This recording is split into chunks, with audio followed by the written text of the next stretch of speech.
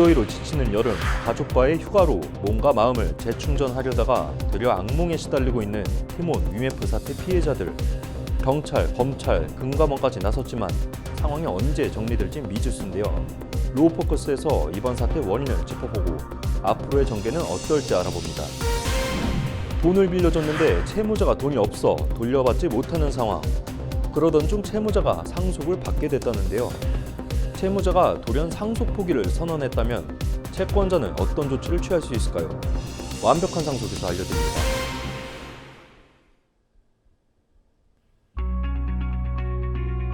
시청자 여러분 안녕하십니까? 8월 2일 로우포커스 시작하겠습니다. 휴가철을 맞아 가족 또는 친구와 여행 가는 분 많으실 텐데요. 하지만 이번 티몬 위메프 정산지연 사태로 여름 휴가를 망친 소비자들은 피해 보상도 못 받고 있어 불안하기만 합니다. 경찰, 검찰, 금융감독원은 물론 법원까지 나서 사태를 수습 중이지만 상황이 언제 정리될지 미지수입니다. 로우포커스 올 여름을 강타한 TMF 사태를 집중 보도합니다. 먼저 사건 전말과 소비자 피해 상황을 전해드립니다. 가족과의 여름 휴가를 준비하고 있었어야 할 시간. 기대는 산산조각 났고 보상을 받지 못할 수도 있다는 불안감에 마음은 초조하기만 합니다. 지난 7월 중 가장 덥고 습했던 날, 수백 명이 긴 줄로 늘어서 있습니다. 10분 나와야 10분 들어가는 거거든요. 네. 예, 지금 인사사고 때문에. 이내 비가 쏟아지기 시작하고 기력을 다한 일부 시민은 결국 바닥에 주저앉습니다. 어지러움을 호소하다 임시 진료를 받는 환자까지 생기고 결국 구급차까지 대동됩니다. 모두 여행 상품을 구매했다가 환불받기 위해 모인 피해자입니다. 이 여행 상품이 그때 하루 엄청나게 세일을 많이 했어요. 8시에 왔어요. 8시에. 번호표는 받으셨어요? 1,800번대. 5월 초에 했어요. 어른 5의 아이 둘. 기다리고는 있는데 뭔가 해결이 될지 앞에 상황이 어떤 식으로 진행되고 있는지 하나도 알 수가 없어서 그냥 무작정 기다리고 있는 중이에요. 답답하죠. 같은 날 위메프 본사도 마찬가지. 환불받으려는 소비자들은 절박한 심정에 사무실까지 점거했습니다. 그냥 눈 뜨자마자 그냥 왔거든요. 대표는 어디 있어요, 위메프 대표? 어제 QR 500명을 찍었는데 그 사람들 중에 얼만큼이 뭐 환불이 됐다던가 그런 거라도 얘기를 해주면 믿고 기다릴 수 있는데. 할부가 끝나야지만 돈이 가나 봐요. 전액이. 카드회사에서. 내가 그거를 지금 답변을 듣고 싶어서 항변을 했는데 내 돈이 100% 들어오냐 안 들어오냐 물어봤더니 이 고객 팀장도 답을 정확하게 딱 부러지게 안 줘. 전자상거래 업체 티몬과 위메프에서 여행 상품을 산 소비자들. 이번 사태는 티몬과 위메프가 여행 상품을 팔아온 업체에 정산 대금을 주지 않자 여행사가 이미 판 상품을 취소하고 판매를 중단하면서 발생했습니다. 지급 구조는 소비자가 상품을 결제하면 대금이 바로 판매자에게 가지 않고 중간 플랫폼 티몬과 위메프가 보관하다가 정산 날짜에 맞춰 한 번에 주는 체계입니다. 플랫폼이 판매자에게 대금을 주지 않자 판매자가 상품 판매를 중단하면서 소비자 피해까지 이어진 겁니다. 티몬과 위메프의 모회사 Q10의 구영배 대표는 고객 피해 규모는 여행 상품을 중심으로 500억 원 내외로 추산한다면서도 기존 정산 지원 시스템을 신속히 복원하지 못하면 판매자 피해 규모가 늘 것이라고 전했습니다. 정부가 추정한 판매자 미정산 금액은 약 2,100억 원. 정산기일이 다가오는 거래분까지 고려하면 최악의 시나리오에선 미정산금 규모가 최대 1조 원 넘게 눈덩이처럼 퍼질 수 있다는 전망도 나옵니다. 1조 원의 행방을 두고 국회도 답답한 건 마찬가지. 판매 대금 지금 받은 게 지금 아직 정산되지 않고 있는 판매 대금이 하나도 없다는 얘기예요? 아니 그거에 대해서는 재무그룹에서 알 수 있는데요. 팀원에는 본인이 재무그룹이 대표잖아요. 저희는 재무 조직이 없습니다. 참.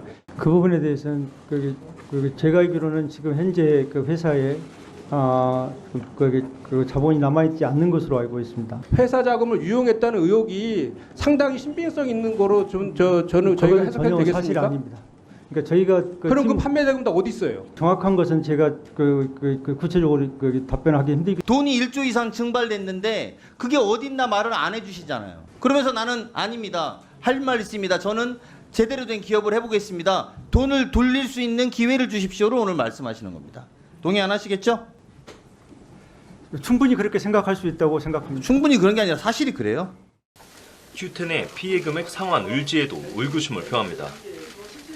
정산지원금 미정산금액에 대해서 변제 상환을 받고 싶어하는 게 절대적인 희망사항인데 정부 측의 대책도 그렇고 구영배 대표가 밝힌 본인의 상환 의지도 그렇고 보이지가 않아요. 이거는 의도적인 상환 회피이자 사기 행위입니다. 역으로 앞서서 판매대금이랑 인수대금이랑 혼용돼가지고 관리가 된다고 들었는데 지금 얘기에 따르면 판매대금이든 어쨌든지 간에 별도의 계좌로 관리가 되고 있다는 걸로 제가 이해도 되겠습니까? 네, 최소한 지금 현 단계에서 아니 말씀이 지금 앞에 지금까지 하나도 안 맞아요. 죄송합니다. 제가 그렇게 앞뒤가 모순되게 얘기했다면 제가 제 잘못인데요. 최근 들어서 경쟁 환경이 좀 격화되고 그러면서 공격적으로 마케팅했다는 부분은 있을 수 있겠습니다. 뭐 저는 사실은 이제 그룹의 그러면 CEO로서 이 문제를 어떻게 풀 것이냐. 유일한 방법은 기본적으로 시장을 키워줘야. 정부의 유동성 투입, 여당의 재발 방지 추진, 피해자들의 고소, 검찰총장의 전담 수사팀 구성 지시, 티몬과 위메프의 회생 신청, 회생법원의 티몬, 위메프 채권 자산 동결, 금감원의 큐텐 현장 조사. 어느 때보다 급박히 돌아간 7월 말의 여름. 무더위 속 쉼을 얻어야 할 때지만 소비자에겐 악몽의 나날이 이어지고 있습니다. 법률방송 석대성입니다. 팀F 정산 지연 사태를 보며 3년 전 일어난 이른바 머지 사태를 떠올리는 분들이 많은데요. 자금 유용 방식이나 소비자들의 피해가 막대한 점, 이후 대처 방식까지 머지 사태와 닮은 꼴이라는 얘기가 나오고 있습니다. 같은 피해가 반복되는 것을 막기 위해 기업과 정부에서 대책을 마련하고 수습에 나섰지만 실효성에는 의문이 따르는 상황입니다. 이어서 신예림 기자가 보도합니다. 일파만파 번지는 팀F 사태의 후폭풍. 일각에서는 3년 전 머지포인트 사태의 악몽이 되살아나는 것 아니냐는 이야기가 나옵니다. 머지포인트는 운영사 머지플러스가 판매했던 일종의 전자상품권입니다. 20% 할인받은 금액으로 구매한 머지포인트를 제휴점에서 현금 대신 쓰는 방식입니다. 당시 소비자 약 57만 명에게 판매한 포인트만 2,521억 원어치. 그러나 실상은 빈 껍데기에 불과했습니다. 별다른 수익 사업 없이 돌려막기식 운영만 반복하다 결국 감당할 수 없는 지경까지 끌고 간 겁니다. 자금 부족으로 머지포인트 사용처를 대폭 축소하자 환불 대란이 일어났고 돈을 돌려받지 못하는 소비자들의 피해가 속출했습니다. 이후 진행된 손해배상 소송에서 소비자들이 일부 승소했지만 여전히 환불은 받지 못했습니다. 상품권을 통한 고객의 선결제 대금으로 자금을 유용하고 소비자에게 고스란히 피해가 돌아간 점, 환불받으려는 소비자들의 본사 점거까지 머지 사태 닮은 꼴로 언급되는 이유입니다. 다만 이번에는 판매자들의 대금 문제도 걸려 있어 더 심각한 상황. 사태의 중심에 선 구영배 큐텐 대표는 일주일 만에 사과의 뜻을 전했습니다. 큐텐의 해외 자금 유입을 통해 사태를 수습하겠다며 유동성 확보를 위해 개인 재산도 사용하겠다 밝혔습니다. 그러나 판매자 피해 규모는 제대로 파악하지도 못한 데다 뒤늦게 내놓은 채무 변제 계획마저 구체성이 떨어져 사태의 심각성을 제대로 인지하지 못했다는 지적이 나왔습니다. 상황이 점점 악화되자 정부도 나섰습니다. 판매 대금을 정산받지 못한 소상공인들을 위해 최소 5,600억 원의 유동성을 바로 투입하기로 했습니다. 우선 중진공과 소진공을 통해 2,000억 원 규모의 긴급 경영 안정 자금을 공급합니다. 신용보증기금 보증을 통해 기업은행이 저리로 대출하는 3,000억 원 이상의 지원 프로그램도 신설합니다. 피해 기업의 기존 대출 보증 만기를 최대 1년 연장하고 여행사 등에는 600억 원 한도의 2차 보전도 지원하겠습니다. 소비자 피해 회복을 위해서는 여행사와 카드사, 피지사 등과 협조해 신속한 환불 처리를 지원하고 금융감독원과 소비자원에 피해 구제를 위한 민원 접수 전담 창구도 운영합니다. 그러나 대책 실효성에는 의문이 따릅니다. 소비자원 집단 분쟁 조정 처리 속도가 느린 데다 법적 구속력도 없기 때문입니다. 실제 머지 사태 당시에도 피해 소비자들이 분쟁 조정을 신청한 지 반년이 훌쩍 넘어서야 조정안이 마련됐고 이마저도 머지 포인트 사업자들이 거부하며 환급은 물거품으로 돌아갔습니다. 여기에 티몬과 위메프가 기업회생을 신청한 만큼 절차 돌입 시 실질적 피해 구제는 더욱 어려워질 것이란 분석입니다. 판매자들 또한 지원책에 아쉬움을 표했습니다. 당장 대출금을 갚지 못해 폐업 위기에 놓인 소상공인들에게 대출 지원은 임시 방편일 뿐이라는 겁니다. 중소자영업자들은 생계의 수단을 잃어야 하는 그런 어려움에 처해 있고 절박한 상황에 있다는 것입니다. 정부로부터 자금 지원을 하겠다는 발표를 받습니다. 그러나 잘 아시는 것처럼 우리 자영업자들은 코로나 사태를 겪으면서 대출 금액이 늘어나는 바람에 그 대출도 못 받고 허덕이고 있는데 자금 지원은 대출로서만 이걸 해결한다는 불가능하거든요. 전자상거래 업체에 대한 규제 미비와 소홀한 관리 감독이 불러온 사태. 지금이라도 근본적인 대책과 제도 개선이 필요합니다. 조건부 등록제를 통해서 선별된 업체만이 결제 사업에 좀 진출해서 소비자나 셀러들에 대한 피해를 좀 최소화하는 방안을 모색을 해야 될 것 같습니다. 소형 피지사들 같은 경우는 이제 자본금 규모가 작고 유동성 항상 그 비율이 좀 낮은 경향들이 있기 때문에 유동성 지표라든가 자기자본 비율이라든가 뭐 건전성 지표 이런 것들을 좀 영업 규제 대상 항목으로 포함시켜서 금융감독원이 계속 모니터링하는 제도화가 필요하다고 생각이 됩니다. 정산 자금의 50% 이상은 금융기관에 의무적으로 좀 예치할 수 있도록 하는 제도 마련도 좀 필요하고요. 정산 일자도 한 달 내로 좀 축소하는 게 좀 좋지 않을까 생각됩니다. 규제 공백 속 이미 예견된 위기. 그 속에서 소비자도 판매자도 어느 때보다 힘겨운 시간을 보내고 있습니다. 법률방송 신예림입니다. 티몬과 위메프가 정산지원 사태 해결에 나섰지만 장기전으로 돌입할 것 같습니다. 환불을 요청하는 소비자부터 정산금이 밀린 판매자까지 답답한 건 매한가지인데요. 이번 사건에선 보전처분, 구상권 청구 등 여러 복잡한 법적 용어도 나오고 있습니다. 티몬 위메프 정산지원 사태에 얽힌 법에 대해 짚어보고 앞으로 어떻게 될지도 알아보도록 하겠습니다.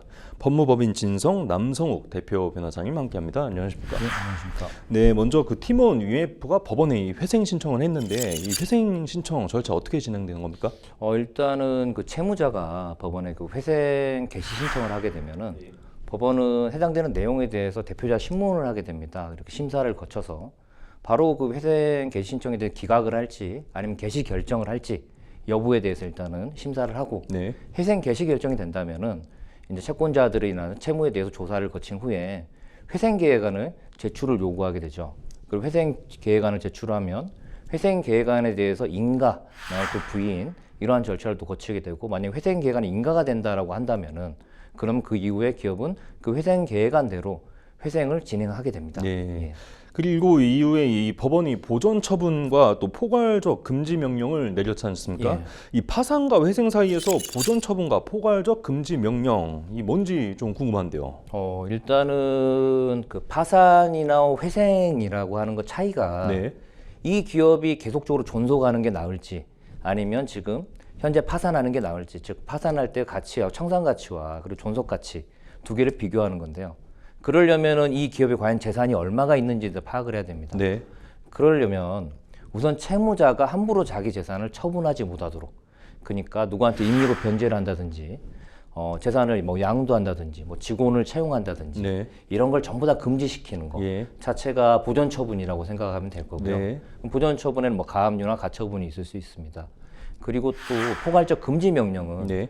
근데 이제 채권자 역시도 이 채무자의 재산에 대해서 강제 집행을 하거나 처분을 하면 안 되기 때문에 네. 이러한 강제 집행이라든지 가압류, 가처분 등등을 전부 다 금지하는 게 다 포괄적 금지 명령입니다. 그래서 예. 결과적으로는 그 채권자하고 채무자 모두 다 자신들의 권리 행사를 할 수 없도록 하는 그러한 제도입니다. 네, 그 처음에 이제 구령배 이 큐텐 대표가 이 국회에서 뭐 800억 원 동원이 가능하다 뭐 이런 얘기도 했었는데 이게 뭐 구제안을 당장 쓸 수는 없다 이런 얘기도 나오고 있는데 어떻게 보십니까? 제가 이제 당시 뭐 지금 다른 뉴스나 네. 이런 데 나온 거에 따르면은 구영배 대표가 가지고 있는 그 800억 원이 전부 다 우리나라가 아니라 중국에 있는 자금이라고 이렇게 합니다. 네. 그러면 중국 내 이 자금이 과연 어떠한 형태로 지금 가지고 있는지, 네. 그리고 또 이 자금을 한국에 가져오는 데에 대해서 중국 내 어떤 규제가 있는지, 네. 이런 것들 때문에 이 자금을 현재 과연 800억이 진짜 중국에 있더라도 쉽게 국내로 들어오지는 못한다라고 하는 이야기인 것 같습니다. 네, 다시 회생 신청 얘기로 돌아와서 이 회생이냐 파산이냐 지금 갈림길에 서 있는데 피해자들 입장에서는 뭐 회생, 파산 어느 게 더 좀 나을까요? 일단은 그 파산을 하게 된다라고 하면은 네. 이 회사의 존속되는 존속 가치보다 현재 지금 파산하는 이 가치가 훨씬 더 크다라고 하는 거거든요. 네. 근데 만약 회생을 들어간다라고 하면 회사가 존속 가치가 더 크기 때문에 티몬이나 위메프가 앞으로 경영이 정상화되고 정상적으로 영업을 한다라고 하는 가정하에서는 채권자들로서는 아무래도 회생을 들어가는 게 본인들이 좀이라도 좀 더 만족을 취할 수 있는 그런 방안이 아닐까 싶습니다. 예, 그리고 이 소비자들에 이어서 여행 상품 이 판매자들도 마침내 이제 형사 고소에 나섰는데 지금 뭐 금감원, 경찰, 또 검찰까지 나서서 이제 또 압수수색도 들어갔고 이런 상황이지 않습니까? 이 구 대표에게 적용될 수 있는 혐의 어떤 게 있다고 좀 보십니까? 일단은 그 형법상 저희가 재물죄에 대해서 생각을 해볼 수 있습니다. 네. 크게는 사기, 그리고 횡령, 배임에 대해서 생각을 해볼 수 있는데, 네. 저희가 이제 과거에 이제 그 다른 사례들에 좀 비추어 봤을 때는 일단은 만약에 구 대표가 정산할 수 없다, 즉 정산 대금을 지급하는 게 어렵다라고 하는 사정을 알면서도 네. 계속적으로 물건을 판매하도록 했다라고 한다면은 저희가 사기가 적용될 수 있을 것 같고요. 그래서 지금 문제는 정산해야 되는 그 정산금을 지금 다른 곳에 쓰거나 이 정산금이 없어가지고 정산이 안 되고 있는 게 문제이기 때문에 과연 이 정산금의 향방, 이 돈의 용처가 어디냐에 따라서 횡령이나 그리고 그런 의사 과정에서 어떤 식으로 개입했냐에 따라서 배임까지도 저희가 한번 생각해 볼 수 있을 것 같습니다. 네. 그 소비자 보호 관련해서 또 변호사님이 재판이나 이런 것도 많이 맡으셨는데 예. 이번 사건 좀 피해자 입장이라면 어떻게 대처를 하는 게 좀 좋을지 좀. 근데 이게 지금 피해자들이 현재 할 수 있는 방법들이라고 하는 건 어차피 자기 피해 구제를 받는 거잖아요. 네. 그러려면 민사소송도 밖에 없는데 네. 우선은 민사소송을 하더라도 티몬이나 위메프 충분하게 재산이 있어야지만 저희가 집행이라든지 이렇게 통해서 본인의 채권을 만족을 받을 수 있거든요. 네. 근데 지금은 파산이냐 회생이냐 결국에는 재산보다 빚이 훨씬 더 큰 상황이에요. 네. 이런 상황에서는 그 피해자들이 자기들이 직접 법적 조치를 취해서 만족을 받는 건 좀 불가능하지 않나 싶고 네. 이 부분에 대해서는 정부 차원에서 피해자 구제를 위한 적극적인 지원이 이루어져야 되지 않을까 라는 생각을 합니다. 네, 그 조속한 해결과 다시는 이런 일이 발생하지 않도록 적절한 대응이 필요해 보입니다. 오늘 법무법인 진성 남성욱 대표 변호사와 함께했습니다. 변호사님 감사합니다. 예, 감사합니다.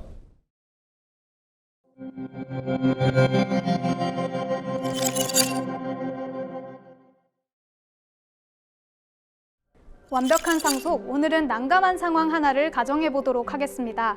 돈을 빌려줬는데 채무자가 돈이 없어 돈을 돌려받지 못하고 있는 상황에서 이 채무자가 상속재산을 받게 됐습니다.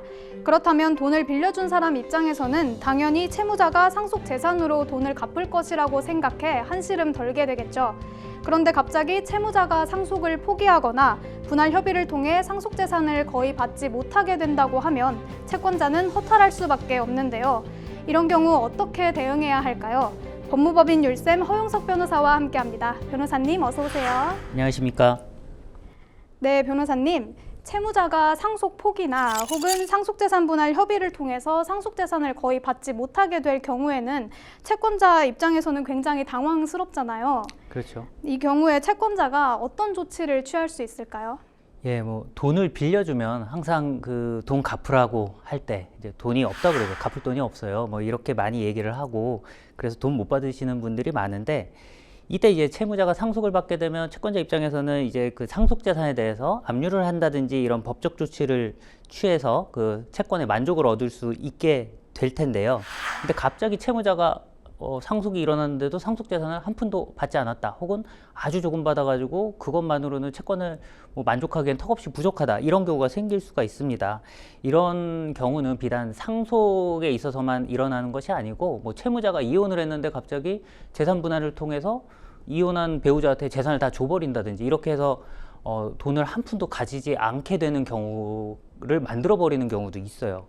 이런 경우 채권자는 어떻게 해야 되나 이제 궁금하신 분들이 많을 텐데 이때 이제 민법상 채권자 취소권, 저희가 사행위 취소라고 흔히 얘기를 하는데요. 이런 사행위 취소권을 행사해서 재산 포기 행위를 취소시키고 그 재산 포기에 의해서 그 포기된 재산을 다시 채무자에게 환원시킨 후 그 재산에 대해서 압류를 한다든가 하는 법적 집행을 하는 방법이 있습니다. 네, 재산 포기를 취소시키는 이 민법상 사회행위 취소권, 이게 정확히 어떤 건가요?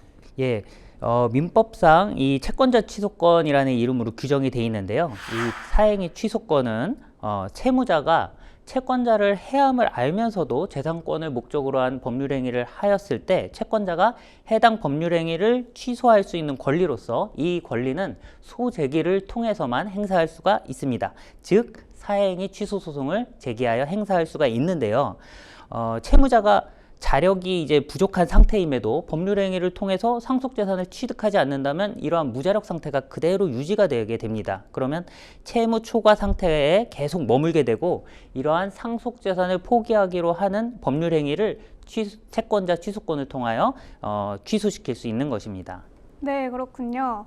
그렇다면 채무자가 상속 재산을 안 받게 될 때는 언제든지 채권자 취소권 행사가 가능한 걸까요? 상속 재산을 받지 않기로 하는 그런 방법은 두 가지가 있습니다. 민법상 상속 포기와 혹은 상속 재산 분할 협의를 통하여 상속인들 간에 협의해서 이제 나는 상속 재산을 받지 않겠다 혹은 아주 극소량만 받겠다 이렇게 협의를 하는 방법 두 가지가 있습니다. 먼저 상속인들 간 상속재산 분할 협의에 따라서 상속재산을 받지 않기로 한 경우에는 채권자 취소권 행사를 통하여 이러한 협의를 취소시킬 수가 있습니다. 네, 그렇군요.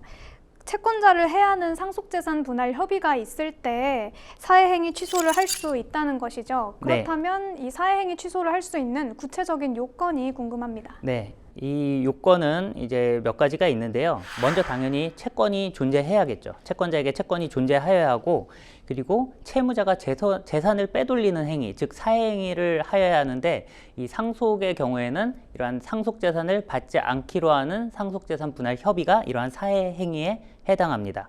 그리고 사행위로 인해서 재산보다 채무가 더 많아져야 한다는 것인데요. 이걸 무자력 요건이라고 합니다. 근데 상속재산을 받지 않기로 하는 이 협의의 경우에는 무자력 상태가 그대로 유지되게 만드는 그러한 행위인데 이때도 무자력 요건을 충족했다고 봅니다. 그리고 채무자가 사행위로 인해서 채권자가 이제 채무 변제를 채권을 이제 만족할 수 없게 되는 상태에 빠지게 된다는 것, 즉 채권자에게 손해가 있다는 것을 알아야 되는데요. 이거를 채무자의 악의, 즉 주관적 요건으로 채무자가 이러한 부분에 대해서 알고 있었어야 한다는 요건이 있고 마지막으로 이제 기간에 대한 문제인데요. 아까 말씀드렸듯이 채권자 취소권은 소제기를 통해서만 할 수 있는데 이러한 소제기는 이 사회행위 사실을 안 날로부터 1년 그리고 사회행위가 있었던 날로부터 5년 이내에 소를 제기하여야 한다는 기간적인 요건이 있습니다. 네, 기간 내에 소송을 제기해야 한다 이렇게 말씀을 해주셨는데 만약에 개인 사정이 있어서 이 기간이 지나버렸어요. 그래서 어쩔 수 없이 그 후에 소 제기를 하게 됐습니다. 이런 경우에는 어떻게 되는 걸까요? 예, 이러한 1년, 5년 이런 기간 이내에 소를 제기하여야 한다라고 할 때 이 기간을 저희는 제척기간이라고 부르는데요. 이 제척기간이 도과한 상태에서 소를 제기를 하면 그 소는 부적법한 소로 각하가 됩니다. 따라서 이 소 제기 기간, 즉 제척 기간을 충족하고 있는지 여부를 소 제기를 결정하시기에 앞서서 반드시 확인하셔야 됩니다. 네, 소송 기간 내에 하지 않으면 각하될 수가 있기 때문에 이 기간을 사전에 꼼꼼히 확인하는 것이 중요할 것이라고 보여지는데요. 네. 그런데 변호사님이 말씀하신 것처럼 채권자는 상속재산 분할 협의가 있음을 안 날로부터는 1년, 그리고 그러한 협의가 있었던 날로부터는 5년 이내에 소송을 제기해야 한다 이렇게 말씀을 하셨는데 채권자 입장에서는 상속재산 분할 협의가 있었던 날을 정확히 특정하기가 좀 어렵지 않을까요? 네, 맞습니다. 이 상속재산 분할 협의는 상속인들 간에 이루어지는 것이기 때문에 이것이 뭐 문서로 몇 월 며칠자에 됐다라고 이제 그런 문서가 있고 이를 채권자가 확인할 수 있으면 뭐 좋겠지만 보통은 그런 문서를 뭐 채권자가 볼 수도 없고 그리고 확인하기도 사실 어렵습니다. 그런데 이제 상속재산 중에 만약에 부동산이 있을 경우에는 이 상속재산 분할을 협의를 하고 상속인들이 그 분할 협의에 따라서 등기를 하게 되는데요. 이때는 부동산 등기를 확인을 해보면 등기 원인에 이제 상속재산 분할 협의를 원인으로 이런 등기가 됐다라고 해서 상속재산 분할 협의라는 것이 등기 원인에 기재가 돼 있고 그 상속재산 분할 협의를 한 일자가 또 등기부상에 기재가 돼 있습니다. 따라서 이제 부동산이 상속재산인 경우에는 이 등기부 확인을 통해서 상속재산 분할 협의가 있었던 때를 확인하실 수 있습니다. 네, 그렇군요. 그렇다면 만약 이 채무자 쪽에서 채권자의 사회행위 취소 소송을 막으려고 일부러 상속재산 분할 협의 일자를 굉장히 앞당겨서 등기 원인으로 기재해둘 경우도 있을 수 있잖아요. 이런 경우에는 어떻게 하나요? 예, 뭐 그런 경우에는 사실 방법은 없습니다. 근데 왜냐하면 이 등기부상 기재된 그 사실관계는 매우 강한 추정력을 가지고 있기 때문에 그 채권자가 해당 등기부상 그 일자 기재에 따를 때 이제 제척기간이 도과한 것으로 판단된다. 근데 이 경우에 소를 제기하고 싶다고 할 때는 이 등기부상 기재에도 불구하고 상속재산 분할 협의가 그 이후에 있었다라는 새로운 증거를 제출하지 못한다면 제척기간 도과로 인한 각하를 막기는 어려울 것이라고 생각이 됩니다. 따라서 이제 그 등기부상 기재를 중심으로 제척기간 도과 여부를 판단하는 것이 맞다고 생각이 됩니다. 네, 그렇군요. 그렇다면 아까 말씀하신 것처럼 상속재산 분할 협의도 있고 상속 포기를 하는 경우도 있잖아요. 이러한 경우에는 어떻게 좀 소송을 제기할 수가 있을까요? 채권자 입장에서는 뭐 상속 포기를 통해서 상속재산을 받지 않거나 채무자가 상속재산 분할을 협의를 통해서 상속재산을 받지 않거나 내 채무자가 돈이 없는 상태를 만들어버린 것은 똑같습니다. 두 경우가 모두. 그래서 이 두 가지를 달리 볼 이유가 없고 둘 다 사행위 취소 소송을 제기할 수 있어야 하는 것 아닌가라고 생각할 수가 있는데요.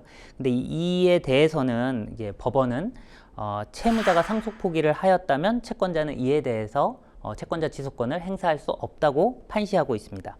즉 사행위 취소 소송은 재산권에 관한 법률 행위의 취소를 구하는 소송인데 상속 포기는 재산권에 관한 법률 행위로만 볼 수 없다는 것이 법원의 설명입니다.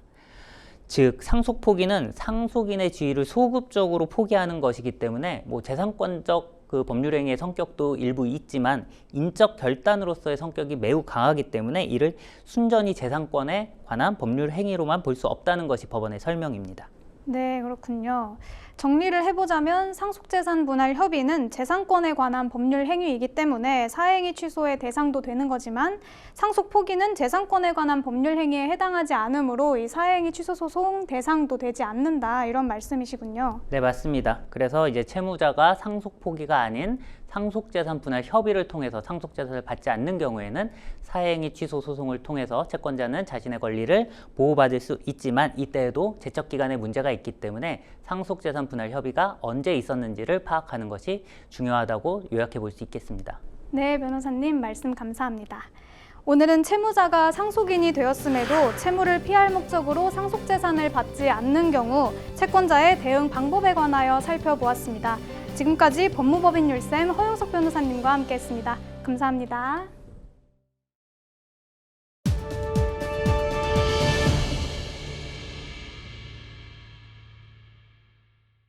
이번 주 로우 포커스 여기서 마칩니다. 다음 주는 더욱더 좋은 뉴스로 찾아뵙겠습니다. 감사합니다.